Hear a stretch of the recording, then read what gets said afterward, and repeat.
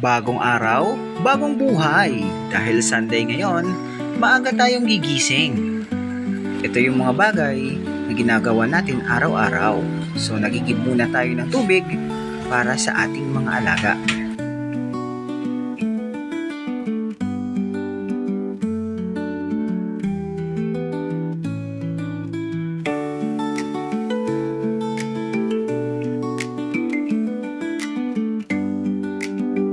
Tuwing umaga, sinasalubong tayo ng ating mga alagang manok pag nagpapakain na po tayo. Eto sila. Ang sasaya nila.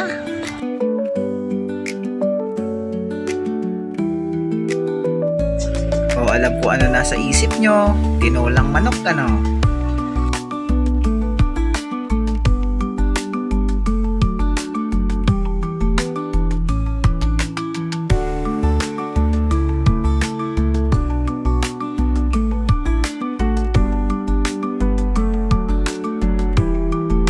After nating magpakain sa ating mga manok, sunod naman ay maglilinis tayo ng kulungan ng ating baboy.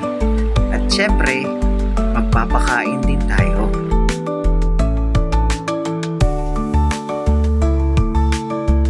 After nating mapakain ng ating mga alaga, syempre tayo naman yung kakain.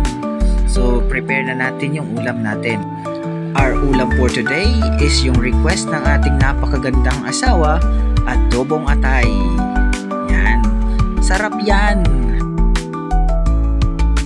At ayan, tapos na. Yummy! Kain na tayo.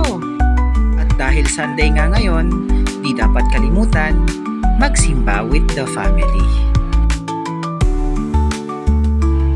Thank you for watching. God bless.